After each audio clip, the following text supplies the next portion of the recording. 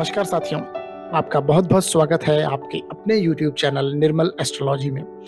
साथियों, पिछले 1-2 वीडियो से हम धन योगों के ऊपर चर्चा कर रहे हैं। यानी कि कुंडली में ऐसे कौन-कौन से योग होते हैं जो व्यक्ति को धनवान बनाते हैं, इसके बारे में हमने जाना था।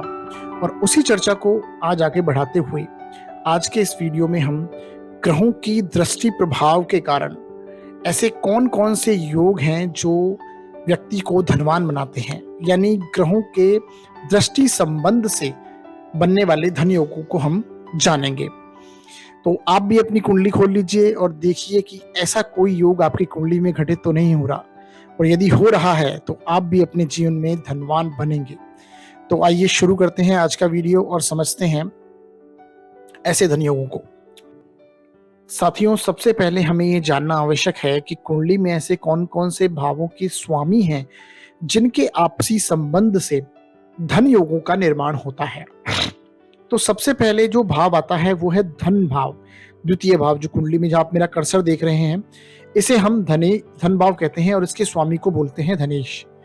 उसी प्रकार लाभ स्थान के स्वामी को हम बोलते हैं लाभेश। और फिर आते हैं त्रिकोण स्थानों के स्वामी। तो सबसे पहले पहला भाव, जो कि आप मेरा कर्सर देख रहे हैं, इसे हम लग्न कहते हैं, इसके स्वामी को बोलेंगे लग्नेश। फिर आता है ज्ञान भाव या पंचम भाव, इसके स्वामी को बोलते हैं पंचमेश या ज्ञानेश। और फिर आता है नवम स्थान, जिसके स्वामी को हम बोलते हैं नवमेश या भाग्येश। तो इन पांचों में जब आपसी संबंध बनता है तो धन योग का निर्माण होता है। वो संबंध कौन कौन से हैं मैंने आपको पहले भी बताया है। सबसे पहले वो संबंध आता है परिवर्तन संबंध, जिसके बारे में हम लास्ट वीडियो में समझ चुके हैं। और उसके बाद आता है युति संबंध। जब ये इनमें से कोई भी ग्रह युति संबंध बनाएगा तो भी धन योग बनता है, और इसके बारे में भी हम पिछले वीडियो में समझ चुके हैं। आज हम बात करने वाले हैं कि जब ये पांचों स्थान के स्वामी ग्रह आपस में दृष्टि संबंध बनाते हैं तो किस प्रकार धन योग बनता है, और स्वग्रही होने पर भी धन योग होता है। तो आइए शुरू करते हैं और आज के इस वीडियो में हम दृष्टि संबंध को समझते हैं। साथियों, दृष्टि संबंध से तात्पर्य है कि जब कुंडली में ग्रह एक दूसरे को पूर्ण दृष्टि से देखते हैं तो उस प्रकार से बनने वाले संबंध को दृष्टि संबंध कहते हैं। अब ग्रहों की दृष्टि के ऊपर हमने पहले भी वीडियो बनाया हुआ है, जो आपको हमारी चैनल की प्लेलिस्ट में आराम से देखने को मिलेगा, और वहां से आप ये समझ सकते हैं कि कौन कौन से ग्रह की कौन कौन सी दृष्टियां होती हैं। अभी आप संक्षिप्त में ये समझिए कि जब ग्रह कुंडली में कहीं भी बैठते हैं तो वहां से पूर्ण दृष्टि से अपने से 7वें स्थान को देखते हैं, यानी जहां ग्रह बैठे होंगे वहां से 180 डिग्री के ऊपर पूर्ण दृष्टि रखते हैं। तो आइए अब आगे देखते हैं कि दृष्टि संबंध से कौन कौन से धन योग बनते हैं। सबसे पहला जो धन योग है वो है धन स्थान के स्वामी धनेश और लाभ स्थान के स्वामी लाभेश। जब कुंडली में साथ में बैठे हों और उन पर लग्नेश की दृष्टि हो, पूर्ण दृष्टि हो, तो इस प्रकार से बनने वाले संबंध को धन योग कहा जाता है, और ये महाधनी योग होता है। तो आइए इसे देखते हैं। अब यहाँ पे देखिए आप, द्वितीय स्थान होता है, ये धन भाव होता है, और इसके स्वामी होते हैं धनेश। और 11th हाउस जो एकादश भाव है, इसके स्वामी है लाभेश। जब ये कुंडली में दोनों साथ में बैठे, यहाँ पे देखिए आप, धनेश और लाभेश लग्न में ही बैठे हुए हैं, और इसे लग्नेश 7वीं दृष्टि से, यहां से आप काउंट करेंगे तो 1 2 3 4 5 6 7, तो यानी यहां से ये 7वीं दृष्टि से, पूर्ण दृष्टि से 180 डिग्री पर इन्हें दोनों को देख रहे हैं, और ये दोनों भी लग्नेश को 180 डिग्री यानी अपनी पूर्ण दृष्टि से 7वीं दृष्टि से देख रहे हैं। तो ये हुआ दृष्टि संबंध। तो ये 3 ग्रह आपस में जुड़ गए और तीनों शुभ स्थानों के, यानी हालांकि दूसरा भाव और 11वां भाव मारक स्थान है, लेकिन ये जीवन में धन प्रदान करने वाले भाव हैं। तो जब धन प्रदान करने वाले भाव लग्न से जुड़ जाएंगे, लग्नेश से जुड़ेंगे, तो ये बनेगा महाधनी योग। ऐसे योग में जन्मा जातक अपने बाहुबल के सामर्थ्य से ही जीवन में खूब धन अर्जित करेगा और अपने आने वाली पीढ़ियों के लिए धन का संचय कर जाएगा। ऐसा जातक महाधनी होगा। अब यदि अगले योग की बात करें तो सबसे पहले अगले योग पे जाने से पहले आप ये समझिए कि जब जितने भी योग मैं आपको अभी बताने वाला हूं आज, ये सभी योग यदि केंद्र में, त्रिकोण में, धन स्थान या लाभ स्थान में होंगे तो ये अच्छा फल देंगे। अब केंद्र कौन कौन से हैं? केंद्र है प्रथम भाव, चतुर्थ भाव, सप्तम भाव और दशम भाव। तो कुंडली के ये केंद्र स्थान होते हैं। और ये है त्रिकोण स्थान। कौन कौन से? पहला भाव, पांचवा भाव और नौवां भाव।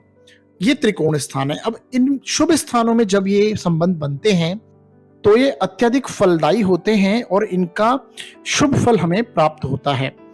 अब यदि अगले योग की बात करें तो धनेश यानी धनेश और लाभेश जब कुंडली में साथ में हो, जैसा कि पहले भी थे, तो जब ये दोनों कुंडली में साथ में हो और इन पर ज्ञान भाव का यानी पंचम स्थान के स्वामी जो ज्ञानेश होते हैं उनकी दृष्टि हो जाए, पूर्ण दृष्टि हो, तो ये बनेगा धन योग। कैसे? अब ये देखिए कुंडली में धनेश और लाभेश दोनों साथ में नवम भाव में बैठे हुए हैं और पंचम स्थान के स्वामी जो पराक्रम भाव में चले गए और वहां से सातवीं दृष्टि इन्हें दे रहे हैं और ये दोनों भी पंचमेश को यानी ज्ञानेश को सातवीं दृष्टि दे रहे हैं। तो ये बन गया दृष्टि संबंध और ये हो गया महाधनी योग। अब ऐसे योग में जन्मा जातक अपने जीवन काल में उच्च शिक्षा प्राप्त करेगा और अपनी मेहनत से, अपनी शिक्षा के बदौलत वो जीवन में खूब धन अर्जित करेगा और धन का संचय करेगा। तो ये महाधनी योग हुआ। अब आप इस चीज को समझिए कि जिस प्रकार मैं अभी आपको ये योग बता रहा हूं, जैसे पहला योग मैंने अभी बताया आपको, धन स्थान और लाभ स्थान के स्वामी साथ में बैठे हों और लग्नेश की दृष्टि हो। अब ये इसके अपोजिट भी हो सकता है कि धन स्थान का स्वामी और लग्न का स्वामी जो है लग्नेश, ये साथ में बैठे हैं और लाभ स्थान के स्वामी की दृष्टि हो। ये तीनों आपस में एक्सचेंज होके किसी प्रकार से भी दृष्टि संबंध बना सकते हैं। इसी प्रकार ये वाला जो मैं अभी संबंध आपको अभी जो करंटली बता रहा हूं, इसमें आप ये देखिए धन स्थान, धनेश और पंचमेश साथ में हो और लाभेश की दृष्टि हो उस पे, या फिर लाभेश और पंचमेश साथ में हो और धनेश की उस पर दृष्टि हो, तो भी ये योग बनेगा।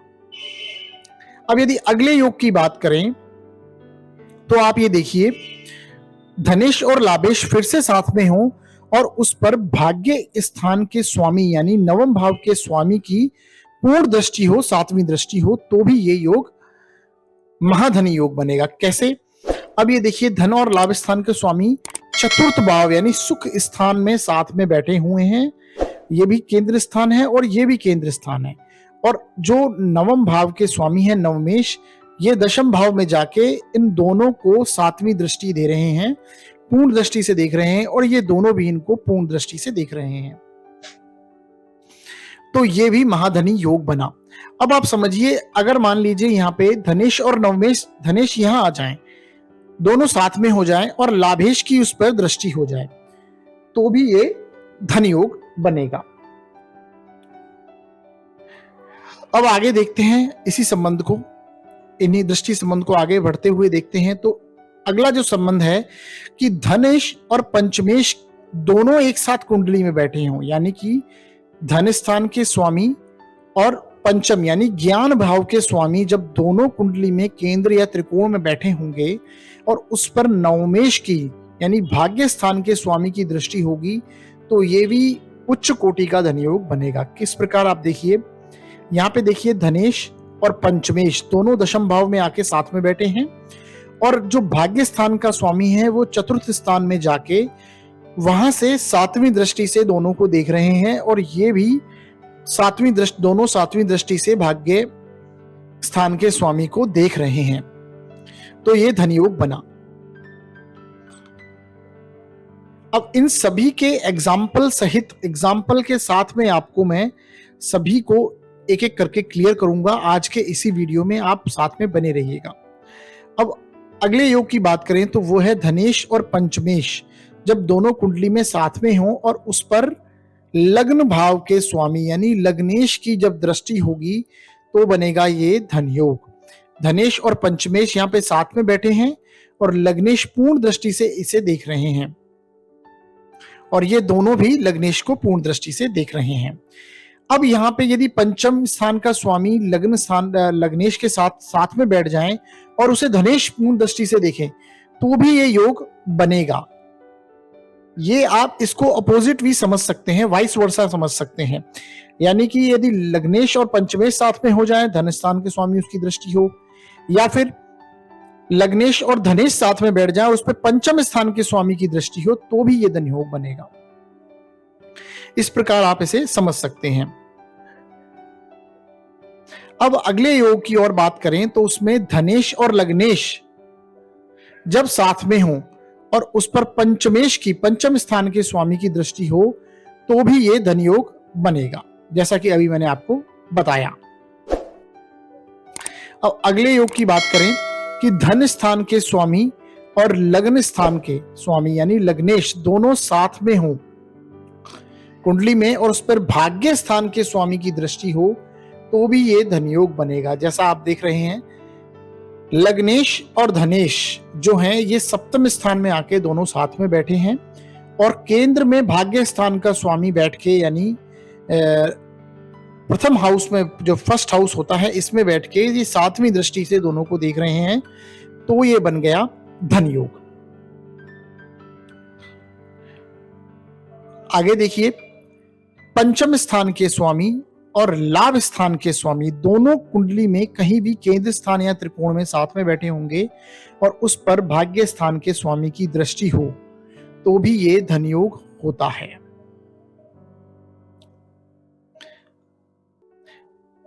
आगे देखें तो अगला संबंध है पंचमेश और लाभेश दोनों कुंडली में साथ में बैठे हों और उस पर लग्न स्थान के स्वामी लग्नेश की यदि दृष्टि होगी तो भी ये धन योग होगा। पंचमेश और लाभेश, पंचम स्थान ये है और इसके स्वामी होते हैं ज्ञानेश, जैसे हम बोलते हैं पंचम भाव के स्वामी को पंचमेश कहते हैं। ये और लाभ स्थान के स्वामी दोनों कुंडली में यहाँ पे लग्न में बैठे हुए हैं और लग्नेश उनको पूर्ण दृष्टि सप्तम स्थान में बैठ के दे रहे हैं और ये दोनों भी लग्नेश को पूर्ण दृष्टि से देख रहे हैं तो ये बना महाधनी योग। अब इसके क्या क्या परिणाम होंगे इनको हम आगे अगले के भी वीडियो में अच्छे से समझेंगे, पर आज इनको हम एग्जाम्पल सहित अच्छे से समझेंगे। तो आइए आगे अगले योग को देखते हैं। अगला योग है नवमेश और लाभेश जब कुंडली में साथ में हो, नवम भाव का स्वामी और लाभ स्थान का स्वामी दोनों कुंडली में साथ में बैठ जाएं। आप देखें नवम भाव में ही नवमेश बैठे हैं और लाभेश आ गए उनके साथ यानी नवम में ही आ गए और लग्नेश तृतीय स्थान में जाके उनको पूर्ण दृष्टि दे रहे हैं, सातवीं दृष्टि से देख रहे हैं और ये भी इनको सातवीं दृष्टि दे रहे हैं तो ये महाधनी योग बना। अब ये आप समझिए तीन स्थानों के स्वामी, तीन शुभ स्थानों के स्वामी जो जीवन के लिए अत्यधिक शुभ होते हैं, जो हमें जीवन में शिक्षा हो, धन हो, भाग्य हो, ये सभी से हमारा जुड़ाव रहता है और सभी हमारे लिए बहुत ही इंपॉर्टेंट भाव होते हैं। उनके जब स्वामी तीन स्थानों के स्वामी जब साथ में कनेक्ट होते हैं तो ये धन योग का निर्माण करते हैं और ऐसा जातक अपने जीवन काल में खूब धन का अर्जन करता है और महाधनी बनता है। अब इनको सभी को हम एक एक करके एग्जाम्पल के साथ में समझते हैं। सबसे पहला एग्जाम्पल हम लेते हैं। आप ये देख रहे हैं नीचे यहाँ पे मैंने सारी राशियां लिखी हुई हैं, यानी कि अंक लिखे हैं। अंक मतलब राशियां और उनके कौन कौन इनके स्वामी हैं उनको भी लिखा हुआ है। अब आप अपनी कुंडली खोलिए और उसमें एक एक करके मिलाइए कि आपकी कुंडली में इनमें से कोई योग तो नहीं। अब अपोजिट योग भी आप देख लीजिएगा, यानी कि जैसा कि अभी आपको मैं समझाता हूं। यहाँ पे मैंने तुला लग्न की कुंडली ली हुई है और इसमें आप देखिए धन स्थान का स्वामी कौन हुआ, यहाँ पे 8 नंबर लिख रहा है, ये धन स्थान है और इसके स्वामी आप नीचे से देखिए, इसके स्वामी है मंगल। तो मंगल और लाभ स्थान के स्वामी हैं, 5 नंबर लिखा है तो ये हो गए स्वामी सूर्य।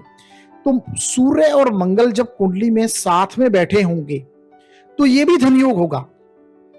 अब ये भी कुंडली में केंद्र स्थान और त्रिकोण में बैठ जाएंगे तो ये भी शुभ फल ही देंगे। ऐसा जातक अपने जीवन काल में धन तो प्राप्त करेगा,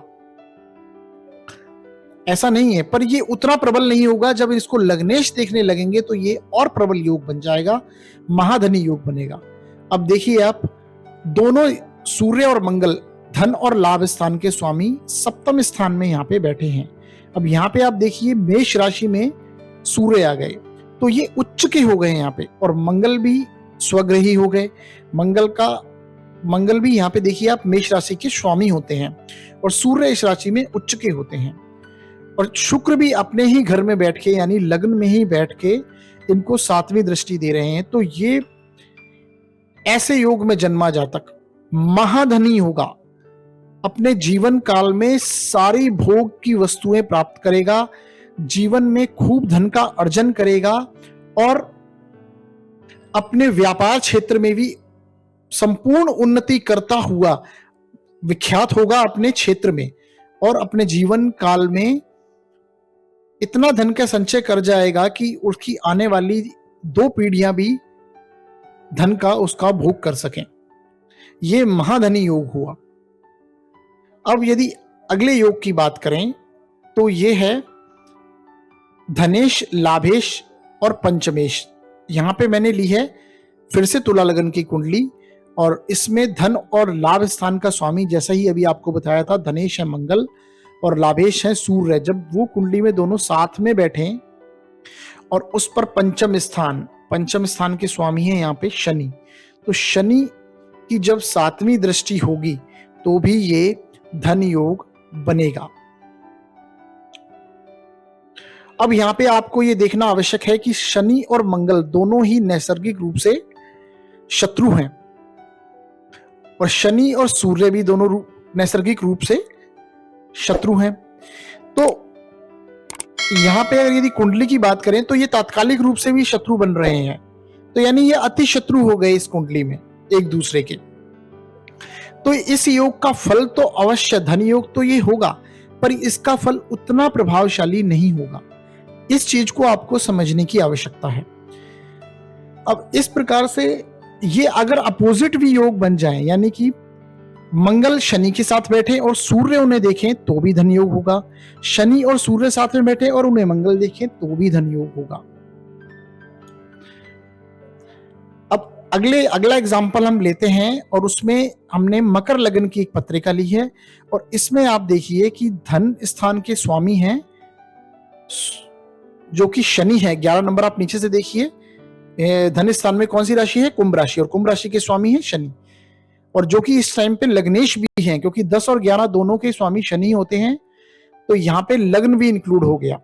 तो धन स्थान के स्वामी हो गए धनेश जो कि शनि है, और साथ में आ गए पंचम स्थान के स्वामी शुक्र। तो शनि और शुक्र जब साथ में बैठ जाएं और उस पर नवमेश यानी भाग्य स्थान के स्वामी हैं आपके 6 नंबर की है पे राशि है, तो यहाँ पे स्वामी हो गए बुध।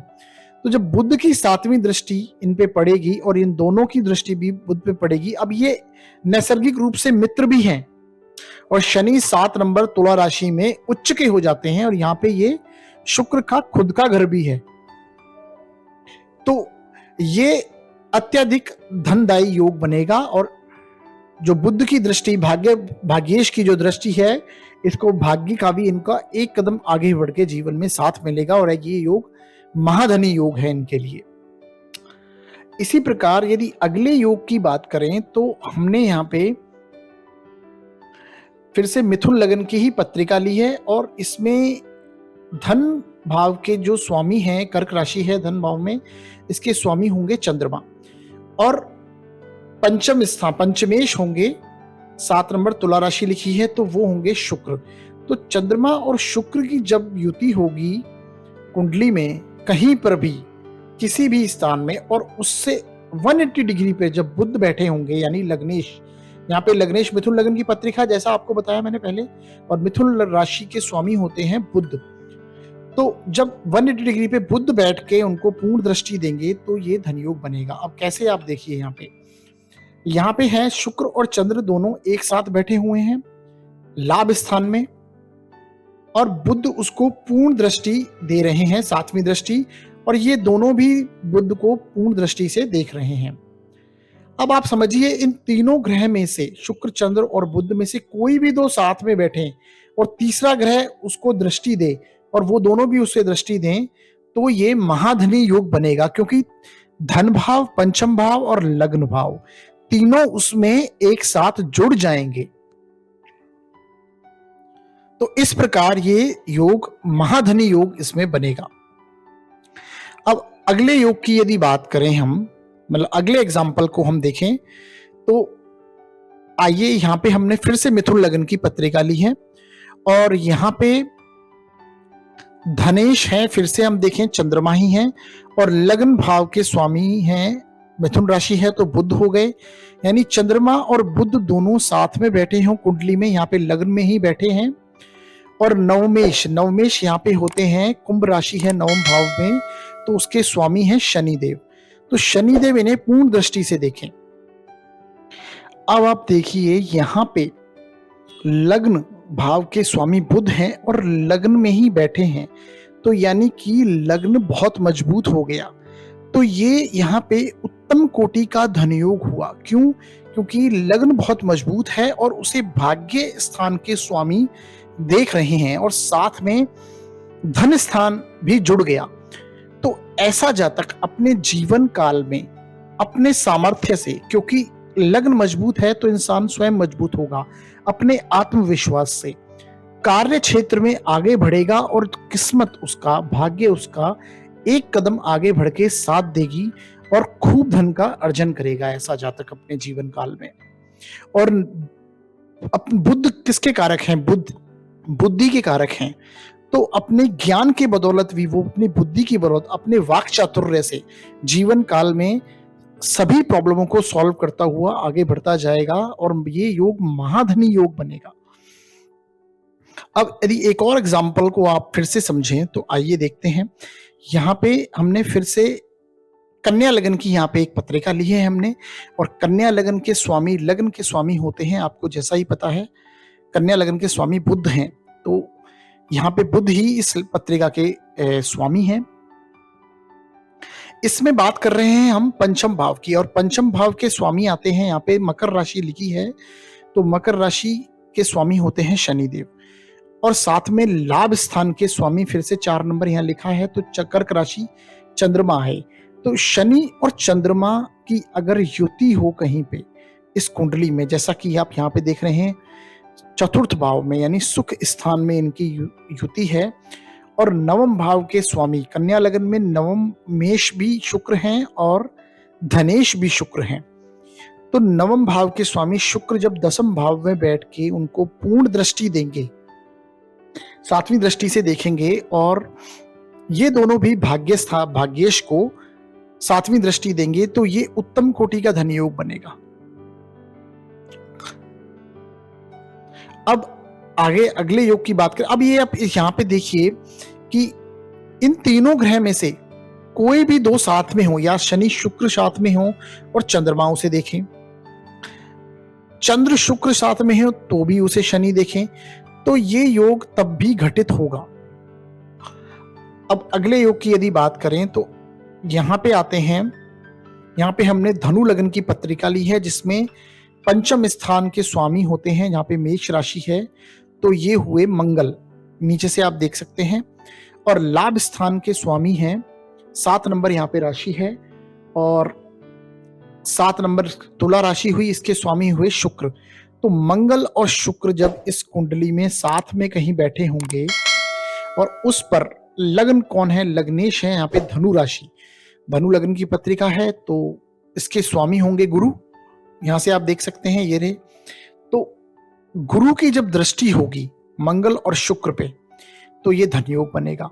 अब यहाँ पे मंगल स्वगृही हो चुके हैं और शुक्र अपने ही स्थान को देख रहे हैं दृष्टि से, तो ये भी योग गुरु और मंगल की दृष्टि एक दूसरे पर पड़ना ये भी बहुत शुभ होता है कुंडली में। तो ये यहाँ पे धन योग, महाधनी योग बना। अब आप समझिए कि इस प्रकार हमने कुछ एग्जाम्पल्स लिए दृष्टि संबंध के और समझा धन योग को। अब अपनी कुंडली में आप इनमें से देखिए कोई भी योग यदि घटित हो रहा है और इससे पिछले हमने जो 2 वीडियो बनाए थे जिसमें हमने युति संबंध और परिवर्तन संबंध के योग बताए थे, इनमें से कोई भी यदि योग आपकी कुंडली में घटित होगा तो आपके जीवन में धन का आगमन निश्चित है, यानी आप महाधनी होंगे। तो साथियों, आशा करता हूँ आज का विषय आपको अच्छे से समझ में आया होगा। हमारे चैनल के साथ जुड़े रहिए। हम इसी प्रकार ज्योतिष के नए-नए टॉपिक्स आपके सामने लाते रहते हैं और उन्हें समझाने का प्रयास करते हैं, उन पर चर्चा करते हैं। तो हमारे वीडियो को अवश्य लाइक कीजिए, हमारे चैनल को सब्सक्राइब कीजिए, वीडियो को शेयर भी ज़रूर कीजिए और कोई भी यदि आपके सुझाव हैं, आप हमें कमेंट कीजिए। अपने कमेंट के ज़रिए आप हमें बताइए कि आपको हमारे वीडियोज़ कैसे लगते हैं।